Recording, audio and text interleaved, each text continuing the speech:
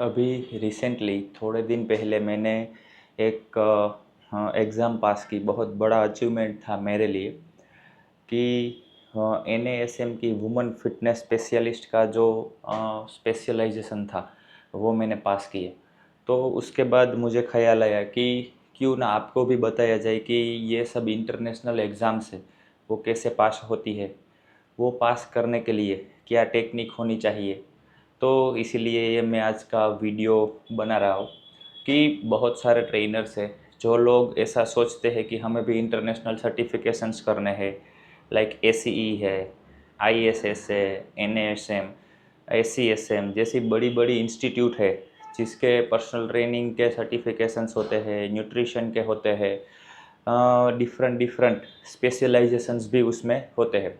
तो ये सब सर्टिफिकेशन हमें कब करने चाहिए और वो जब हम अप्लाई करते हैं, वो रीड करते हैं, तो कौन सी बातों का ध्यान रखना चाहिए और सभी एग्ज़ाम्स को हम कैसे पास आउट कर सकते हैं, वो मैं आज आपको बताऊंगा।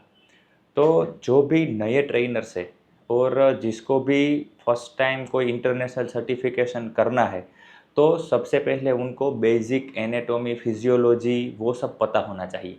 क्योंकि ये जितने भी इंटरनेशनल सर्टिफिकेशंस है उसमें डायरेक्टली पूरा थ्रू आउट इंग्लिश में एक तो पूरा कोर्स मिलेगा आपको, और पूरा एनाटॉमी, फिजियोलॉजी पूरा जो बुक है उनमें थोड़ी हाई एंड इंग्लिश मिलेगी, और जितने भी वर्ड्स है वो प्योरली एनाटॉमी के, फिजियोलॉजी के वर्ड्स मिलेंगे।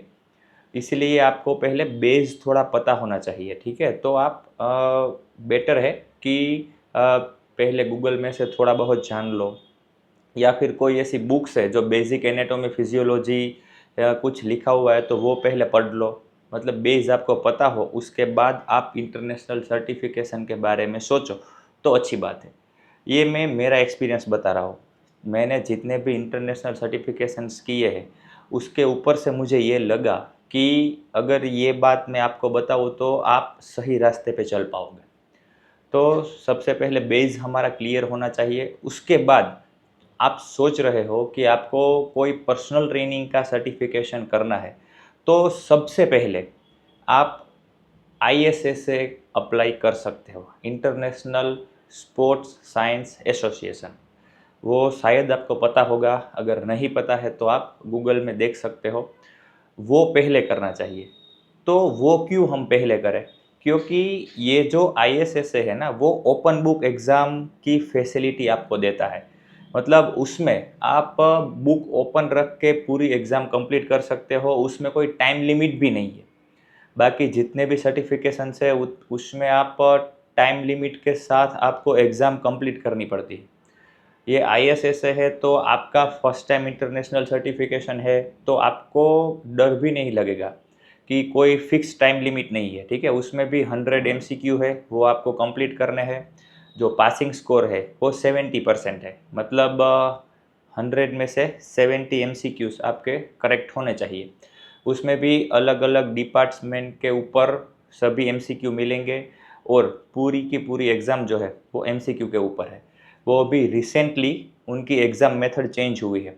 जब मैंने आईएसएस से किया था तब उसकी जो एग्ज़ाम की मेथड थी वो लाइक डिस्क्रिप्टिव क्वेश्चंस थे, एमसीक्यू थे, सिंगल लाइन क्वेश्चन थे, बहुत सारे क्वेश्चन के साथ पूरी एग्ज़ाम कंप्लीट करनी पड़ती थी। तब भी उसमें ओपन बुक एग्ज़ाम थी, और आप कोई भी टाइम लिमिट के बिना वो एग्ज़ाम कंप्लीट कर सकते थे। लेकिन अभी उसकी मेथड चेंज हो गई है। ऐसा मत सोचना कि ओपन बुक एग्ज़ाम है तो उसकी कोई वैल्यू नहीं होगी, ओपन बुक एग्ज़ाम है तो वो सभी उसको पास कर लेंगे, लेकिन ऐसा नहीं है। जहाँ तक मैंने देखा है, वहाँ तक मुझे ऐसा लगा कि जो एग्ज़ाम के जो क्वेश्चंस है ना, वो आपको बुक में से डायरेक्टली कहीं नहीं मिलेंगे। होंगे 10, 12, 15 एमसीक्यूज़ होंगे कि आप बुक में से ढूँढ सकते हो। लेकिन बाकी कोई भी एमसीक्यू आपको डायरेक्टली बुक में से लिखे हुए नहीं मिलेंगे। वो आपको दिमाग लगाना पड़ेगा, कैलकुलेशन करना पड़ेगा, तब जाके आप एमसीक्यू के आंसर परफेक्टली दे पाओगे। इसीलिए आईएसएस की वैल्यू भी इतनी ही है जितनी और सर्टिफिकेशंस की है। इसलिए जब आप स्टार्ट कर रहे हो, फर्स्ट टाइम कोई इंटरनेशनल सर्टिफिकेशन के लिए अप्लाई कर रहे हो, तो फर्स्ट आपका सर्टिफिकेशन ISS से होना चाहिए, ऐसा मुझे लगता है। मैंने ऐसे ही स्टार्ट किया था, ठीक है। उसके बाद जो मैंने सर्टिफिकेशन किया था वो है ACE, American counselling on exercise, ठीक है। वो एग्ज़ाम भी मैंने फर्स्ट ट्राई में ही पास की थी। मैं आपको आगे वो भी बताने वाला हूँ कि आप कैसे एग्ज़ाम को पास कर सकते हो, क्या टेक्निक्स है उनकी, एग्ज़ाम्स कैसी होती है इनकी, वो भी मैं आपको बताऊँगा। लेकिन उससे पहले थोड़ी एग्ज़ाम ACE की बात करते हैं कि अमेरिकन काउंसिलिंग ऑन एक्सरसाइज, उसकी 2 बुक्स आती है। जब मैंने कंप्लीट किया था ACE तब वो लोग वहाँ से हार्ड कॉपी भेजते थे, 2 बुक्स आती थी, ठीक है। तो 500-600 पेज की एक बुक थी, वो पूरी हमें रीड करनी है, पूरी प्रिपरेशन करनी है और उसके बाद एग्ज़ाम देनी होती है। तो उसमें एग्ज़ाम की सिंगल ट्राई ही आपको मिलती है, सिंगल ट्राई में ही आपको एग्ज़ाम पास करनी है। अगर आप फेल होते हो तो री एग्ज़ाम के लिए आपको एक्स्ट्रा मनी देने पड़ते हैं। तो अच्छी बात है कि आप पूरी प्रिपरेशन करने के बाद ही एग्ज़ाम को अप्लाई करो। तो अभी उनकी ये सिस्टम है कि आप जब भी कोर्स परचेस करते हो तब उसके साथ आपको एग्ज़ाम वाउचर भी मिलता है, और अभी वो लोग हार्ड कॉपी नहीं भेजते, आपको ऑनलाइन ही सब रीड करना पड़ता है। तो आप वहाँ पे उनके प्लेटफ़ॉर्म पे ही सब रीड कर सकते हो और उसके बाद आप एग्ज़ाम दे सकते हो। तो ACE की जो एग्ज़ाम है वो थोड़ी टफ़ है। जब मैंने पास किया था तब उसकी एग्ज़ाम की मेथड ये थी कि आपको आपके सिटी वाले कोई भी एग्ज़ाम सेंटर के ऊपर, जो कॉम्पिटिटिव एग्ज़ाम्स जहाँ पे ली जाती है, वहाँ पे उनके एग्ज़ाम सेंटर्स होते हैं। तो आपको वहाँ पे जाके एग्ज़ाम देनी होती है। आपको 100 MCQ मिलते हैं और 90 मिनट्स का टाइम मिलता है। 90 मिनट्स में आपको सभी MCQ कंप्लीट करने पड़ते हैं। MCQ में भी बहुत बड़े-बड़े क्वेश्चंस होते हैं, वीडियो वाले क्वेश्चन होते हैं, शॉर्ट क्वेश्चन होते हैं, मतलब सब टाइप के क्वेश्चंस उसमें आपको मिल जाएँगे। तो उसको एग्ज़ाम, फाइनल एग्ज़ाम देने से पहले एक बार प्रैक्टिस एग्ज़ाम को भी आप अप्लाई कर सकते हो, वो भी वो लोग सेल करते हैं। तो आप उसमें भी देख सकते हो कि प्रैक्टिस एग्ज़ाम आप एक बार अप्लाई करो, वो पूरी कंप्लीट करो, उसके बाद फाइनल एग्ज़ाम के लिए बैठो, क्योंकि उसमें सिंगल ट्राई ही आपको मिलती है। तो ACE की जो एग्ज़ाम है वो थोड़ी टफ़ है, शायद आपको थोड़ा टफ़ भी लगेगा, क्योंकि वो एग्ज़ाम सेंटर में जाके हमें देनी पड़ती है। तो क्या है कि वो थोड़ा फ़ोबिया होता है कि हमें वहाँ पे जाके एग्ज़ाम देनी है, क्या होगा, क्या नहीं, टाइम लिमिट में हम कंप्लीट कर पाएँगे कि नहीं कर पाएँगे, ये सब थोड़ा बहुत डर होता है। लेकिन डरने की कोई ज़रूरत नहीं है। अच्छे से प्रिपरेशन की होगी आपने तो आप पास हो जाओगे। अ, मैंने जब एग्ज़ाम दी थी एसई की तब क्या कोरोना चल रहा था, तो अ, वो लोगों ने दूसरा ऑप्शन ये निकाला था कि आप अपने घर पे रह के भी एग्ज़ाम दे सकते हो। मतलब वो लोग वेब कैम में आपको देखते हैं। सबसे पहले आप जहाँ पे बैठते हो वहाँ पे कोई कैमरास नहीं लगे होने चाहिए। आपका जो पीसी है वो पूरा स्कैन करते हैं। उसके बाद वेबकैम से आपको पूरा आपका कमरा दिखाना पड़ता है कि आपके अलावा वहाँ पे कोई है कि नहीं है। आपके आसपास और कोई चीज़ नहीं होनी चाहिए, लाइक बुक्स वगैरह कुछ नहीं होना चाहिए, वो लाइव हमें देखते हैं वेबकैम में से। और पूरा जो भी एग्ज़ाम का टाइम है वो पूरे लाइव एग्ज़ाम होती है, वो लोग कंटिन्यूअस हमें देखते हैं और हमें कंटिन्यूअस एग्ज़ाम देनी है। मतलब जितने भी एमसीक्यू है वो जब तक कंप्लीट नहीं हो जाते तब तक वो लोग लाइव हमें देखते हैं। और एग्ज़ाम कंप्लीट हो जाने के बाद, मतलब पूरे जो 100 एमसीक्यू है वो कंप्लीट हो जाने के बाद जब आप सबमिट करते हो, तो सबमिट हो जाने के बाद तुरंत ही आपको रिज़ल्ट दिख जाता है कि आप पास हुए कि फेल हुए हो।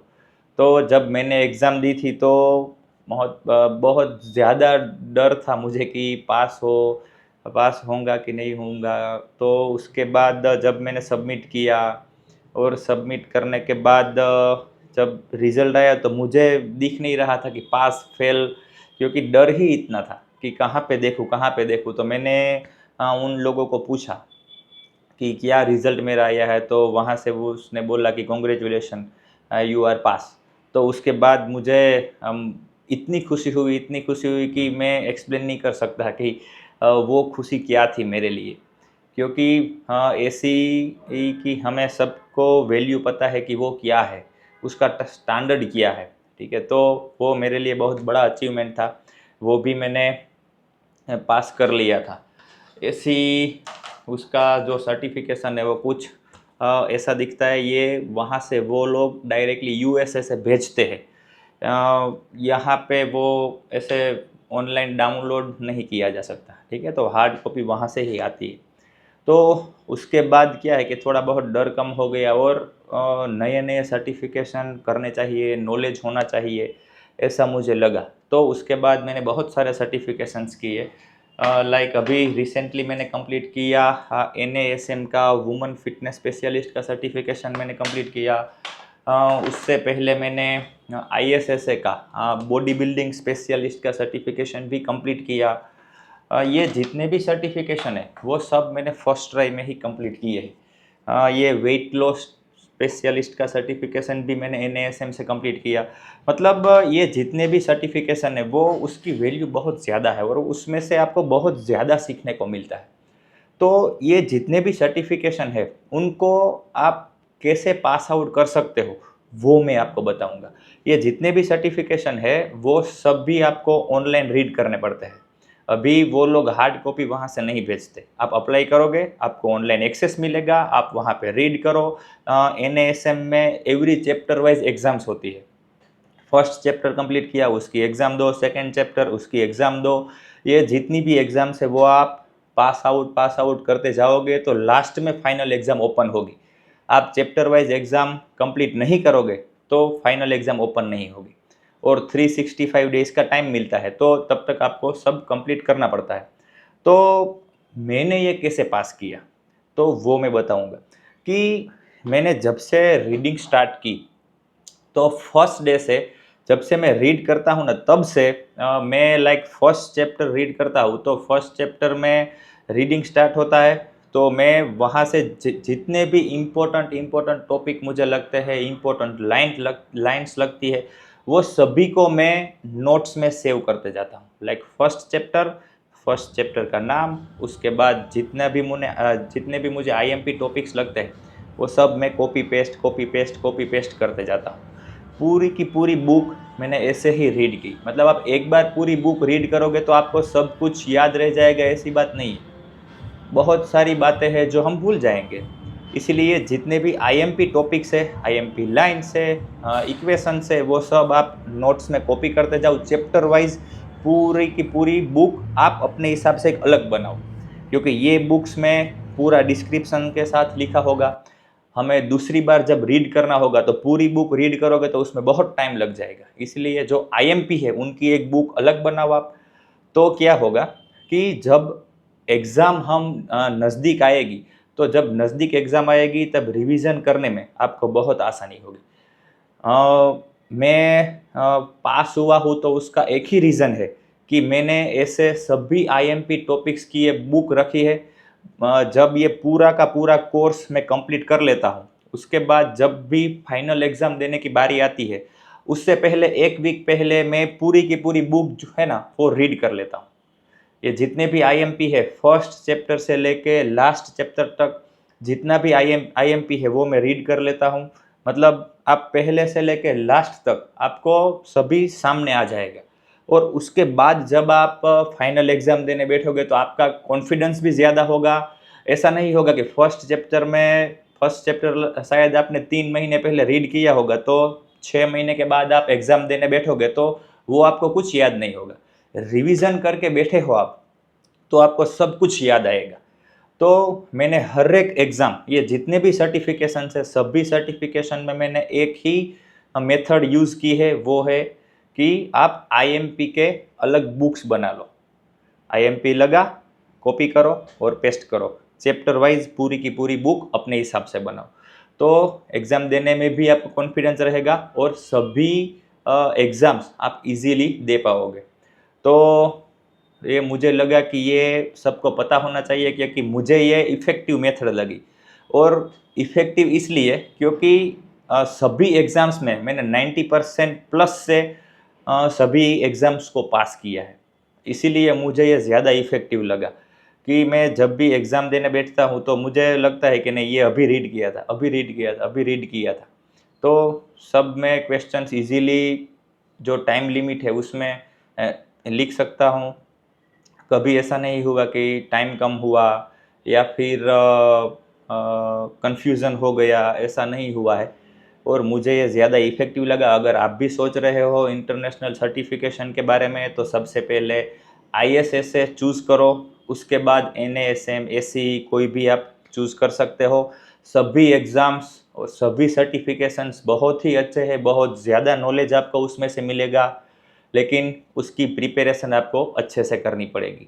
अभी सभी सर्टिफिकेशंस की एग्ज़ाम भी आपको ऑनलाइन ही मिलेगी, सभी में सेम मेथड है। 100 एमसीक्यू 90 मिनट्स और 70% से ज़्यादा आपको पासिंग मार्क रखने हैं, ठीक है? तो अच्छे से प्रिपरेशन करनी पड़ेगी। जो मैंने टेक्निक बताई उसके हिसाब से चलोगे तो 100% आप पास हो जाओगे। कि आईएमपी की अलग बुक बनाओ, एग्ज़ाम से 1 वीक पहले आप पूरी की पूरी बुक रीड कर लो, तो आप श्योरली पास हो जाओगे। अगर आप भी सोच रहे हो कि कोई एग्ज़ाम देनी है, तो आपको अभी से बेस्ट ऑफ लक, और आप भी सभी एग्ज़ाम पास करो।